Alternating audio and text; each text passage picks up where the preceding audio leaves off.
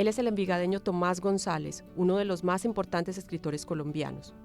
Inició estudiando ingeniería química, pero rápidamente migró a filosofía y letras en la Universidad Nacional de Colombia, en Bogotá.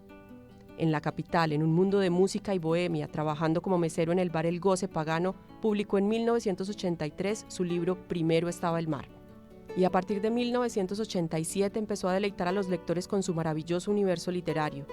Para Antes del olvido, La historia de Horacio, Abraham entre bandidos, El rey de Loncamonca, La luz difícil, El lejano amor de los extraños, Temporal y Las noches todas. La última novela, El fin del océano Pacífico, es otra entrada a ese mundo sencillo y a la vez profundo de Tomás González. Hoy desde el Museo Otra Parte, la casa de su tío Fernando González, nos habla de su vida y de su obra. Esta conversación de Tomás González con María Isabel Abad, escritora también, autora de Hotel París, es capítulo aparte.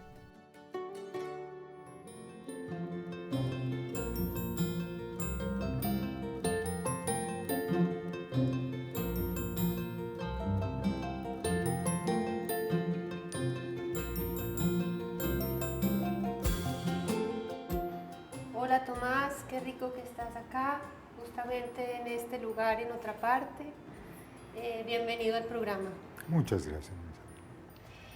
Bueno, quiero empezar a hablar contigo sobre la música. Contarles a todos que está próximo a salir el libro El fin del océano Pacífico, en donde la música tiene una presencia muy importante. Cuéntame, ¿tú eres melómano? ¿Cómo es tu relación con la música? Oigo música todo el día. O sea, sí, soy melómano. Ajá. Me imagino. Y sobre todo cuando estoy escribiendo es muy importante para mí estar oyéndola. Eso buscando tal vez que los escritos tengan algo de esa fluidez de la música y también de la pasión que hay a veces en los tangos, en los boleros. Ajá. Ese sentimiento tan poderoso que, como lo expresan los boleristas, me gustaría poderlo hacer en literatura, alcanzar esa fuerza expresiva que tienen los boleros o los tangos. Y mientras estabas escribiendo este libro, ¿la banda sonora fue de tangos y de boleros? De todo, hubo boleros, muchos, porque al protagonista le gustan. ¿Mucho? Hubo tangos, que Ajá. también le gustan mucho, y música clásica. Ajá. Cuando quería desacelerarse un poquito, entonces ponía música clásica. Pero él también, durante toda la novela, estuvo oyendo música. Oyó música, bueno, y también es en esta novela, pero también en El rey de Oncamonca, por ejemplo, hay una presencia fuerte de la salsa. Es lo que vive el personaje, es casi su profesión, la música. Entonces, claro, tenía que aparecer. A mí la salsa me empezó a gustar después. Ajá. Al principio no me gustaba mucho, me parecía muy bullosa, pero la fui entendiendo y ya me gusta mucho. Uh-huh. La pongo muy duro, entre otras. Mencionas en alguna parte que prefieres a la Chabela joven que a la Chabela desgarrada del final. Hace poco la oí y está sobreactuándose. Yo no sé, es algo que puede ser que de la vejez, que no quiere aparecer, que ha perdido, no sé por qué se sobreactúa. Se desgarra demasiado y no había necesidad. La Chabela joven era de una inmensa delicadeza cuando era delicada, y entonces el contraste con las partes fuertes y esa delicadeza era notable. Uh-huh. Y ahora ya es como parejo, que está desgarrada, entonces ya no es lo mismo. Dices algo de Chabela que me conecta un poco con tu escritura, y es como esos boleros, rancheras desgarradas, pues las letras son de dolor, de tristeza, pero en tu escritura nunca hay desgarramiento, sino que hay una mirada como distante o cauta o bella del dolor. ¿Cómo conviertes el dolor en belleza en tu escritura? Bueno, es que los boleros y los tangos tienen la ventaja de que van con música. Y la música misma lo impiden que que se vuelva cada canción un pozo de dolor sin salida, una cosa ciega de dolor. Pero al escribir entonces uno ya no tiene eso, hay que tratar de compensar el hecho de que no haya la música con la alegría que equilibra el acontecimiento. Los acontecimientos, si uno no es objetivo, puede dejarlos demasiado oscuros, entonces se vuelve como un agujero negro, de donde nada sale. Hay que compensar, hay que ser objetivos y mirar que en el mundo el dolor es muy profundo, pero la belleza es muy grande. Y la alegría a veces es muy grande. Sí, porque hay digamos, hay una materia prima dolorosa. Primero estaba el mar, está pues, sí, toda lo que sucede con Jota, en la luz difícil, por supuesto, pero al mismo tiempo hay esa red de cariño frente a esta situación. En Niebla al mediodía, pues que es un despecho profundo, pero también hay una capacidad de admirar la vida de los guaduales y de trabajar la guadua del protagonista. Entonces, sí hay, además, digamos, en tu formación como escritor, que hay una técnica muy bonita, también hay una técnica mental para estar a cierta distancia, como para poder rescatar la belleza del mundo a pesar del dolor. ¿Cómo es esa disciplina mental para objetivar el dolor y volverlo tan bello? Bueno, lo que pasa es que eso hay que hacerlo para poder sobrevivir. Es decir, uno, si en la vida no hace eso, pues se lo traga el dolor o el despecho o se lo arrastra lo oscuro. Entonces es más bien de la vida que uno no es tanto una técnica, sino una técnica, pero como de vivir. Y esa es la que trato de que aparezcan los libros también. Por ejemplo, ¿sientes que al escribir La luz difícil resolviste algo existencial? ¿Te sirvió como...? Porque hay una transmisión al final, pues en los últimos capítulos hay como una reconciliación tan bonita del personaje, de decir yo ya fui a la otra orilla, pero me agarro a la vida con amor, pues. Sí, en esa novela traté de llevar eso mismo de que hablábamos al límite, y no hay dolor más grande que el que este señor vivió. En realidad no hay. La muerte de un hijo tiene que ser lo más doloroso que existe, y más en estas circunstancias. Entonces la exploración era ver hasta dónde podía el dolor llegarle a una persona sin destruirlo. ¿Cómo podía ser eso posible? Entre otras cosas, para esa novela tuve muy presente la historia de Fernando González. A él se le murió un hijo de leucemia y entró en una crisis muy grande. Dejó de escribir tal vez 10 años o más y casi no sale de esa crisis. Entonces eso lo tuve muy presente siempre para escribir la novela. Es decir, yo sabía que que la gente podía salir de una cosa como esas, porque lo había visto, lo conocía por Fernando. Entonces lo que intenté fue llevarlo en palabras y tratar de ver hasta dónde y cómo era que uno podía superar una cosa de ese tamaño. Estamos justamente en la casa que fue de Fernando González, donde tú pasaste muchos años de la infancia, de este universo que se vive acá, ¿cómo ha llegado a tus libros? Está, por ejemplo, en la historia de Horacio, ¿cómo ha repercutido, digamos, el tío y este escenario en tu escritura?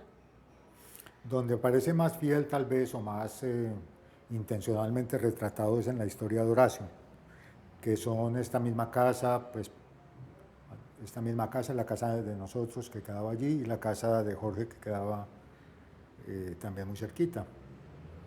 Toda la infraestructura de la novela es esta misma. Y la casa del tío, del papá de Alberto, que quedaba en el pueblo, tío médico. Ajá. Es muy pegada al, por lo menos en la parte estructural, digamos, a lo que vivimos. Es muy más autobiográfica. Pero la misma idea de, por ejemplo, en La luz difícil está Fernando otra vez, aparece a veces más explícito, a veces menos explícito, pero pues en este territorio pasé la infancia y aquí sale todo. ¿Vuelves mucho a este lugar? Sí. Vuelves. Ajá. Yo quisiera irme atrás en tu escritura al cuento Verdor. Yo siento, me dirás, que hay como una matriz de muchos cuentos o de muchos libros que vinieron después, esa ida y vuelta a sentirse tan mal y después regresar reverdecido y de prosperar como la maleza. ¿Tú sientes que ahí encontraste como una pauta? Fue un momento importante en la escritura de ese cuento porque con él me di cuenta de que lo que me interesaba a mí era llevar al ser humano al límite de la experiencia y ver qué pasaba. Y lo que ha pasado y lo que pasaba antes es que a veces sobrevive, a veces no. Eso es así. Los de Verdor creo que sobreviven todos los personajes. Me parece, son como 4 o 5 personajes y todos salen adelante, pero en primero estado el mar, no, se lo traga la manigua, sí, no lo logra. No lo logra, sí, son derivas distintas. Sí. Como es en la vida, hay gente que por circunstancias, por de malas o porque ellos mismos se labran su destino, se aniquilan. Y hay gente que parece eterna. Decías ahora que el acto de pensar, digamos, a Fernando González lo fue amansando de su propia neurosis. De sus demonios. De sus demonios. ¿Tú sientes que el acto de escribir o el acto de meditar, qué logra amansar esos demonios? Sí, sin duda, pero yo te lo digo es por mi propia experiencia, ¿no? Cuando termino algo, casi siempre empieza un periodo de crisis muy fuerte. No me hallo, no sé, se empieza a crear una zozobra, qué es lo que está pasando, por qué no me siento bien. Hasta que empieza a aparecer lo que voy a escribir después, pues me toca buscarlo rápido a ver si puedo tener dónde vivir. Es que se vuelve como la casa. Qué bonito. Entonces queda uno en la calle cuando termina. Ajá. No sabe uno qué hacer, sentado en la acera, ¿ahora qué? El nuevo Verdor. Sí. Bueno, tus personajes han sido, pintor, David en La luz difícil, creo que ingeniero químico, un jubilado de Las noches todas, jardinero o arquitecto de la Guadua. ¿Cuál te ha gustado? ¿Cuál personaje es entrañable para ti? ¿Cuál oficio? ¿Cuál personaje? ¿Cuál personalidad? Como que guardas. Yo creo que al que más, es decir, con el que más he disfrutado viviendo ha sido con el último, con el médico del fin del Océano Pacífico. Yo creo que yo debía haber estudiado medicina, siempre se me ha ocurrido que hubiera sido una buena profesión para mí. Sí, y sabes tratar muy bien la ictericia, la conjuntivitis, hay una corbeta de soldados lagañudos que el médico le toca tratar en el Chocó donde se sitúa la novela. 90 marineros lagañosos. Eso es lo que dos, encuentra el médico. Por dos y uno tuerto. 180, 179, sí. Sí. Sacando el ojo del tuerto. Sí. ¿Cómo fue el nacimiento del fin del Océano Pacífico? Bueno, yo conocí a una señora que a la edad de la señora de la novela quiso ir a ver las ballenas y conocí a una familia que dijo, listo, la llevamos. 91 años. 91 tenía. La llevamos, a ella al fin no fue, pero ya la familia tenía todo organizado. No lo dudaron un segundo. Si se muere, pues murió contenta o murió después de ver las ballenas. Otra vez porque ya las había visto. Y de ahí nació, de esa historia. Entonces yo dije que ahí se van sumando cosas. Apareció el hijo médico, entonces se formó ese diálogo entre ellos y fue rodando el ovillo. Esta novela tiene humor, tiene mucha belleza, se nota contento, Ignacio es una persona contenta. Tiene conversaciones con la tía Antonia, que su tema de conversación son las novelas de Corín Tellado. ¿Cómo lo fuiste construyendo? Fueron apareciendo. La tía Antonia se parece mucho a mi tía María Antonia, Tonito. Camila Antonia, ya no me acuerdo. Como le decíamos siempre Tonito, no me acuerdo la Antonia con qué iba acompañado en la vida real. Y ella leía mucho esas novelas, y nosotros también. Esas estaban en la finca. Y de ahí salió ella, la mamá se parece mucho a mi abuela. Se fueron juntando cosas y la novela fue tomando vida, ya los personajes empiezan a moverse solos, ya se separan un poquito de la persona que fue su núcleo, y la novela empieza a volverse un universo autónomo, independiente.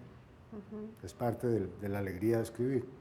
Es esa, que uno ve como que van haciendo cosas solas. Por ejemplo, hay personajes de los otros libros. Está mi amigo David. Está mi amigo David. Ese está en casi todos. Casi todos, de La Luz Difícil. Vuelven y convergen muchos personajes de los libros anteriores. David aparece también en Temporal. A distintas edades aparece, a veces con la esposa y a veces ya viudo, pero lo he ido poniendo siempre. Me ha llamado la atención eso, porque eso le da cierta cohesión al conjunto de libros. Claro. Ese es el intento. Sí. Volveremos un poco a las ballenas del fin del Océano Pacífico, pero contanos un poco ese inicio de la escritura. ¿Cuándo sentiste que tenías que escribir? ¿En particular este libro? No, en tu vida. Eso se fue dando como solo, porque el ambiente era de eso. Pues vivíamos acá cerca, Fernando estaba muy, muy presente, de modo que desde niño, desde muy joven, me di cuenta de que una posibilidad era volverse escritor, era escribir, una posibilidad en la vida, como hacerse médico o ingeniero. Y de ahí, y de leer mucho, porque leíamos mucho, de ahí va uno empezando a escribir casi sin darse cuenta, como jugando a ver, cómo será que me sale esto, y se va encarretando, pues así de simple, va cogiendo el gusto.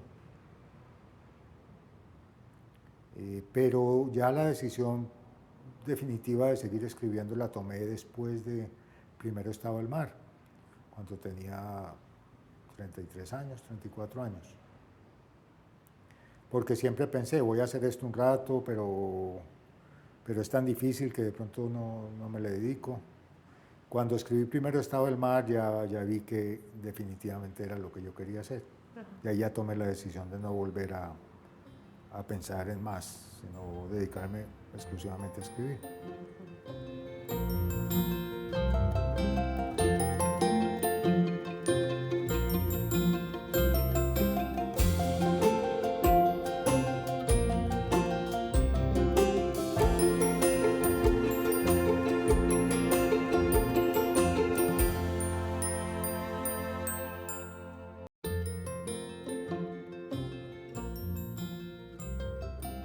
Tomás, en tus novelas también hay una mirada y una reflexión de la literatura misma. Los personajes leen, los personajes de las novelas son lectores, ávidos lectores.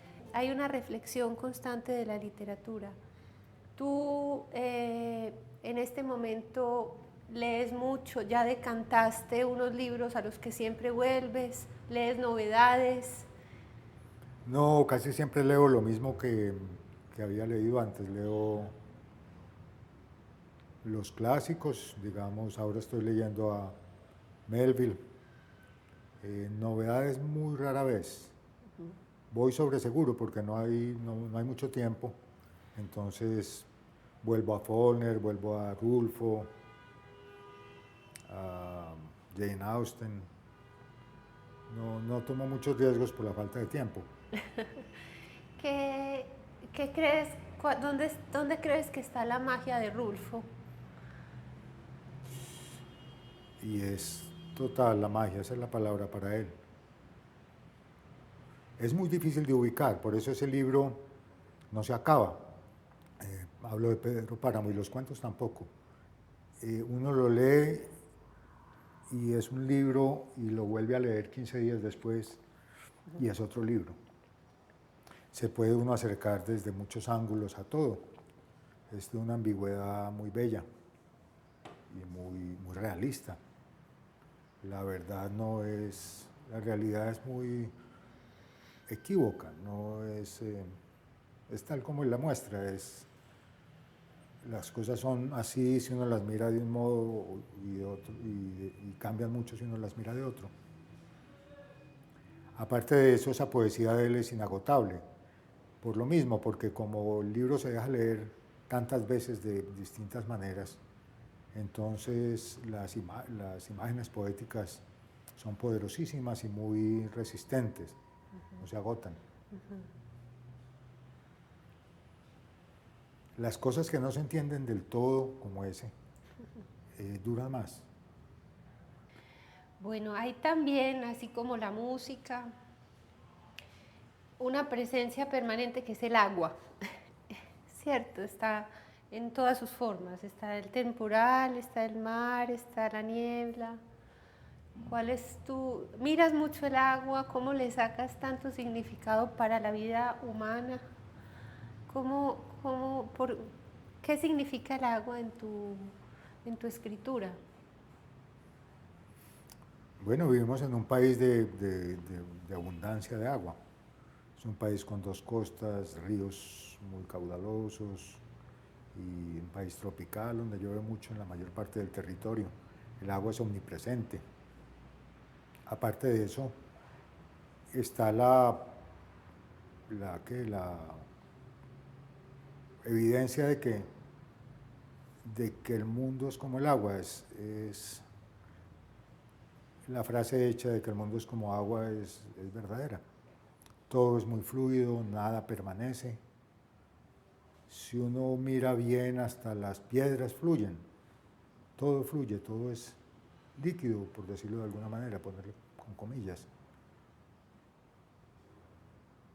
A las piedras a nosotros nos parecen sólidas, pero si uno mira en una perspectiva de millones y millones de años, para un geólogo, por ejemplo, las piedras son tan fluidas o tan poco firmes como las nubes. Todo depende de la escala que uno maneje. Si maneja la escala de un geólogo, pues las nubes son muy poco sólidas, las piedras son muy poco sólidas, y las nubes menos todavía. Es cuestión de perspectiva. Es cuestión de la escala en que uno quiera moverse. Ajá. Viviste mucho tiempo por fuera de Colombia, ¿cierto? ¿Te sirvió extrañar para escribir? Me sirvió, por ejemplo,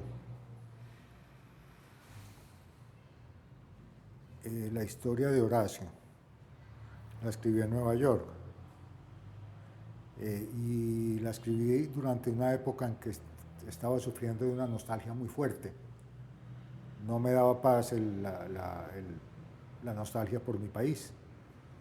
Entonces lo que hice fue eso, tratar de reconstruirlo allá y vivirlo en mi novela, de modo que con la historia de Horacio o con Para antes del olvido pude regresar a mi país, vivir en su vegetación, oír el lenguaje, y eso ayudó mucho a paliar la nostalgia.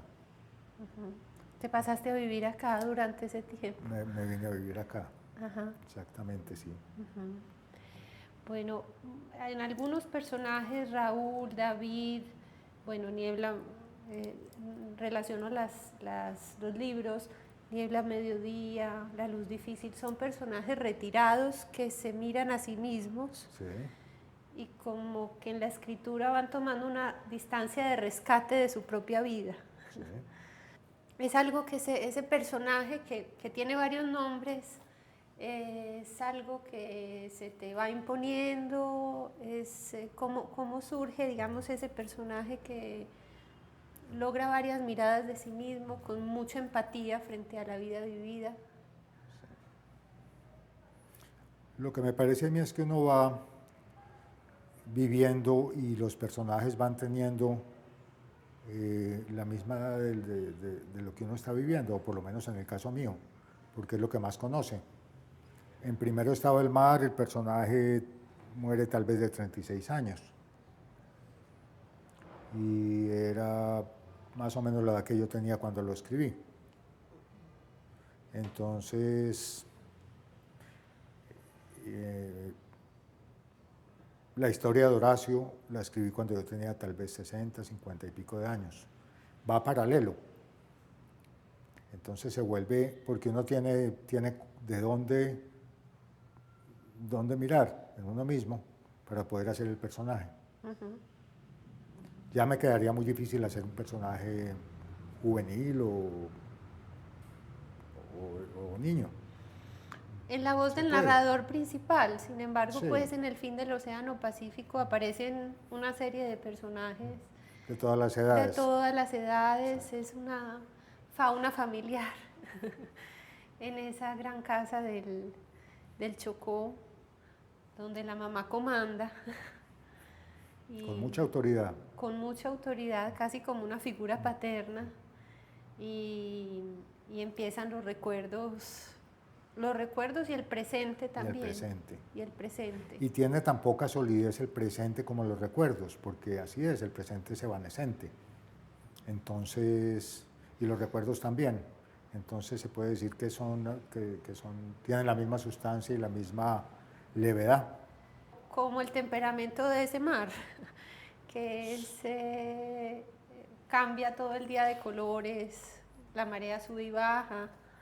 Sí, no hay nada estable. Ajá.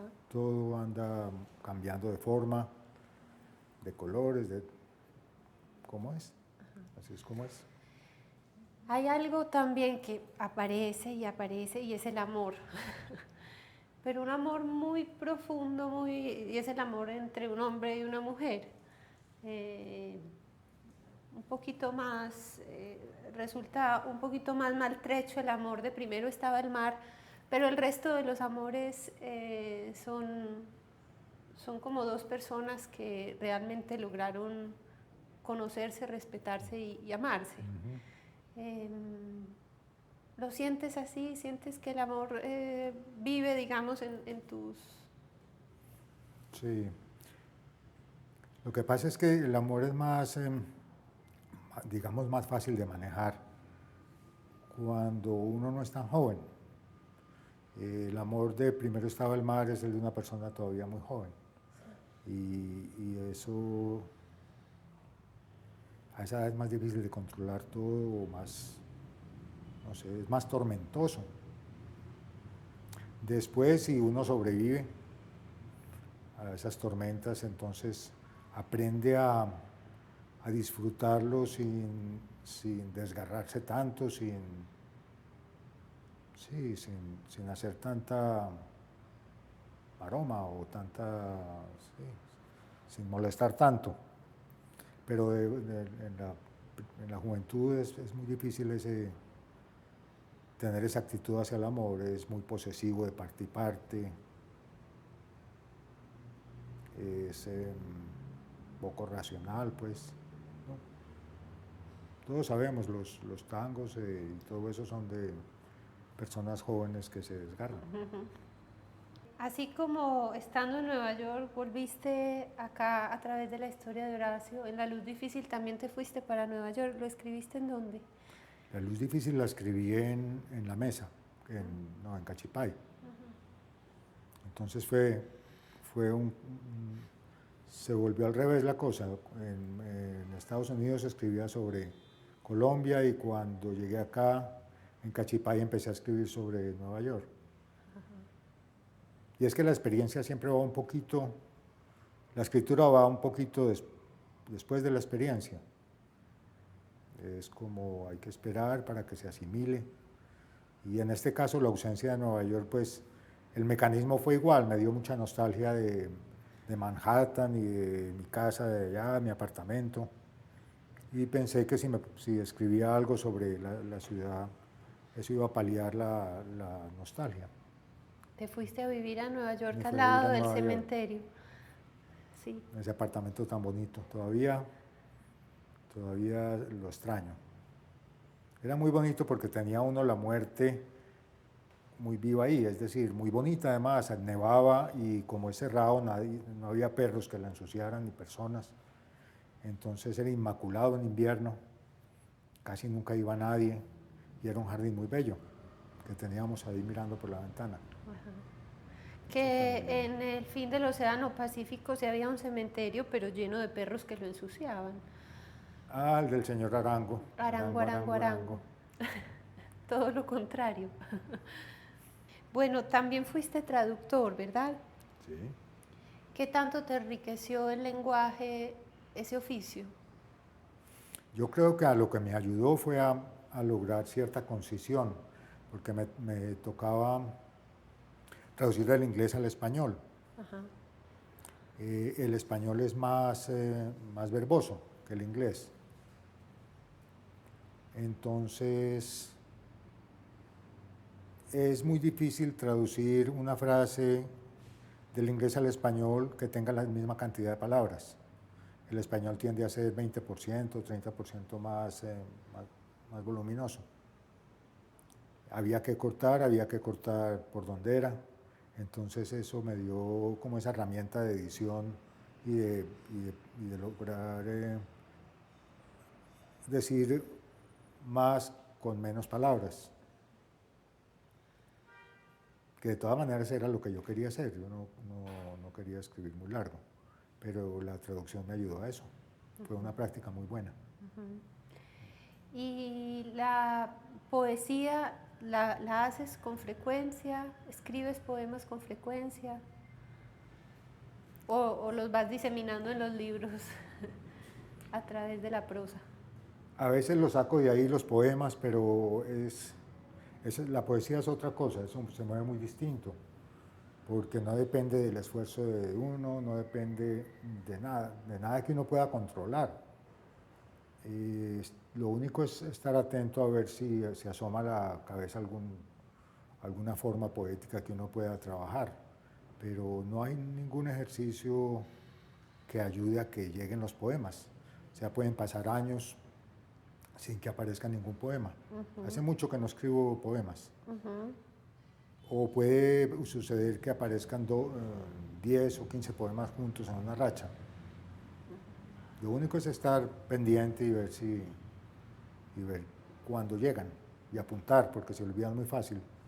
Se olvidan como los sueños, las ideas para poemas. ¿Y escriben los sueños? Es que se me olvidan demasiado rápido. Debería andar con libreta como hacía mi tío.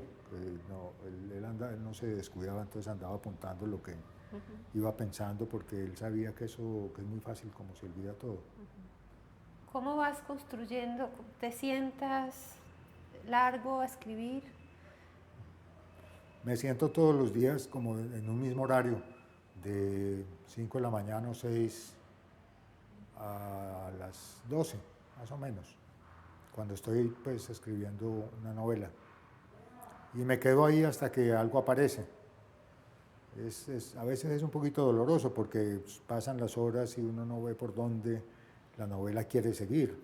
Hay que esperar a que aparezca una frase que es la que le indica a uno cuál es el movimiento que la novela quiere hacer. Y es un ejercicio de todos los días, sí. ¿Te vas moviendo por frases o digamos, hay frases como muy condensadoras? Y sobre todo que abren las posibilidades de desarrollo en el tiempo. Una frase, hay frases que cuando aparecen abren todo un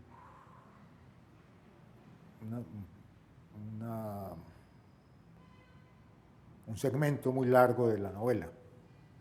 También tus personajes, como tú, están aquí y allá, están en Estados Unidos y están en Colombia. Eso también te da perspectiva para mirar desde allá. Los personajes de allá miran a los de acá de una manera y viceversa. Correcto, sí. Eso tal vez se ve es que a veces se me confunden los personajes y los libros. Eso se ve en una de las novelas. Hay un personaje que viene, el de los jardines.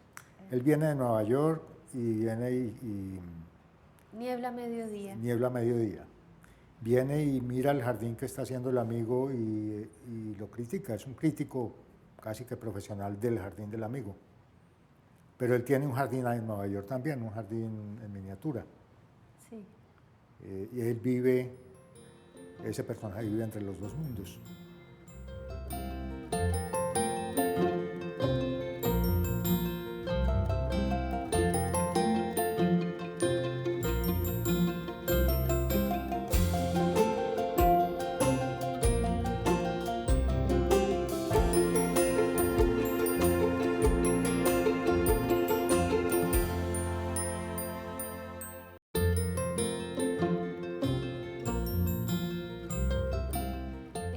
Hay un libro tuyo que es Las noches todas, en el cual el personaje tiene la ambición de construir un jardín, es como construir un universo para encerrarse ahí.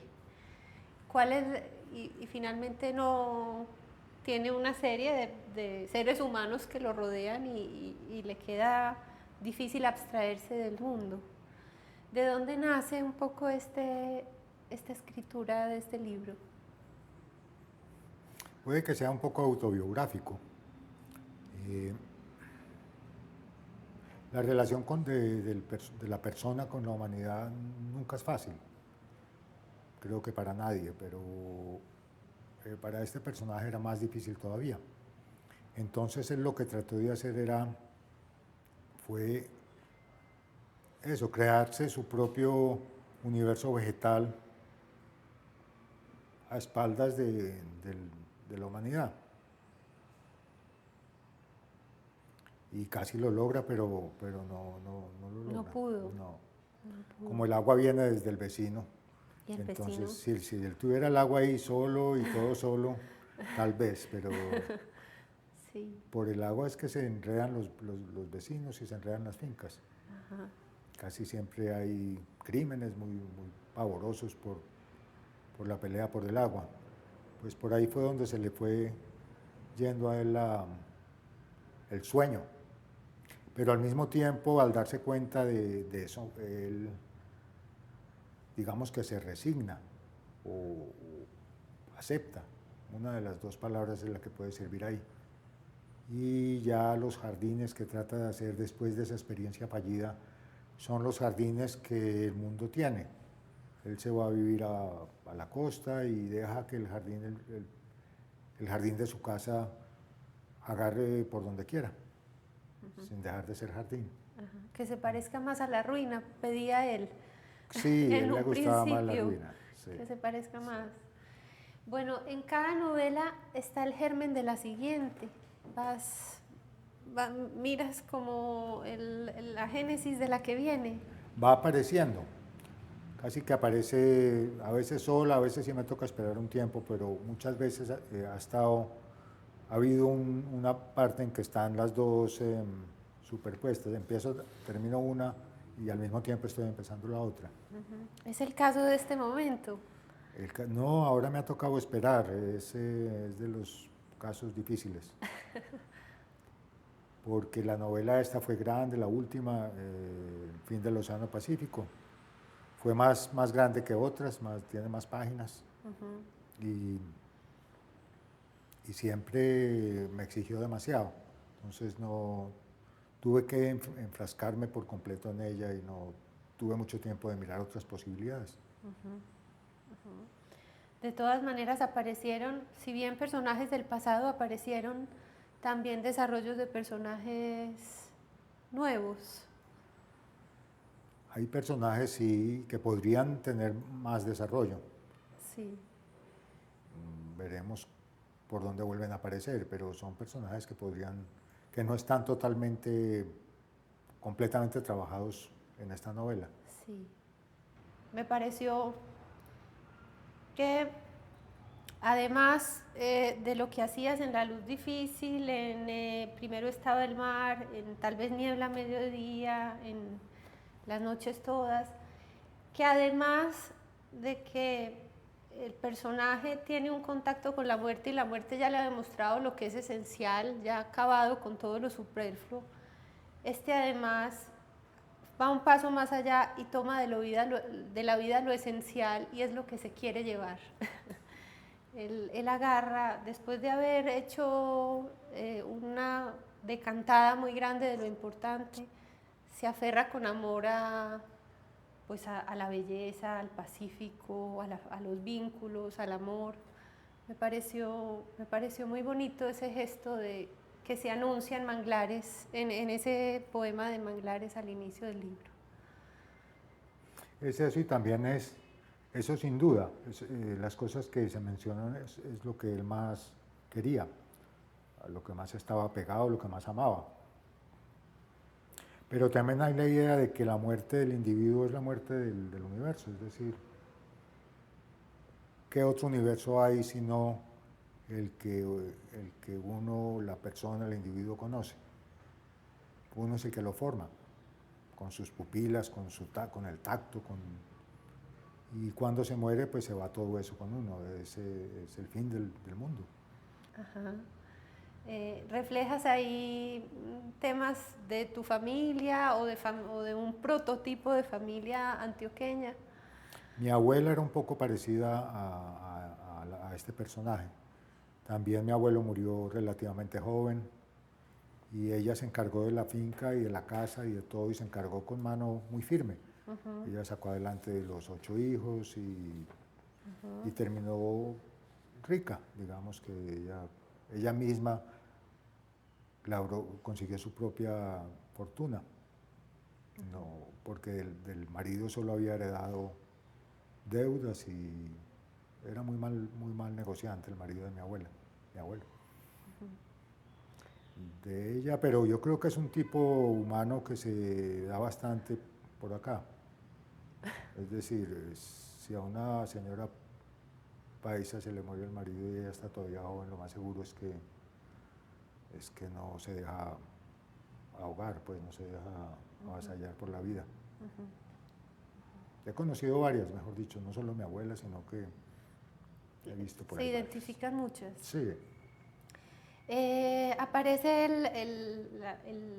los monasterios zen, aparece este personaje Iván, que es un monje zen. ¿Cómo fue tu relación o cómo es tu relación con con eso, con el yoga, con la meditación, con... Yo empecé a practicar Zen como en el 90. Empecé a ir a monasterios en Nueva York, que quedaban cerca de mi casa, iba todos los días y me sentaba a meditar con ellos un rato todos los días. En esos monasterios hay unas sesiones de meditación que son abiertas al público. Y estuve yendo hasta que nos vinimos en el 2002, pero fueron muchos años de ir a esos centros de meditación en Nueva York, en Manhattan. Después llegué y busqué un centro de meditación y encontré uno en Cachipay. Me gustó y resolví comprarme la finca e irme a vivir allá para poder estar yendo al monasterio cada cierto tiempo. Y así, pero poco a poco me fue incomodando el aspecto autoritario que tiene el Zen. El Zen es vertical. El maestro es todopoderoso, lo que él diga, así esté equivocado, así es. Entonces eso me empezó a cansar y ya terminé por salirme y empezar a meditar por mi propia cuenta. ¿Y lo haces? Hasta hace muy poco. Ahora me dediqué a pescar, entonces me gusta más ese tipo de meditación. ¿Y sacas algo? De vez en cuando, sí. Pues más meditación. Es mucha meditación, pero de vez en cuando algo saco, sí. Ajá. Tomás, muchas gracias por acompañarnos en esta casa tan bonita, con un ángel tan grande, por haber conversado sobre todos tus libros y en especial sobre el fin del Océano Pacífico. Yo soy una lectora que disfruta mucho porque aparece la música, aparece el agua, aparece el dolor, aparece el amor, de manera muy concisa, con mucha justeza, para juntar justicia y belleza. Entonces, muchas gracias, Tomás, por haber estado acá. Muchas gracias a ti.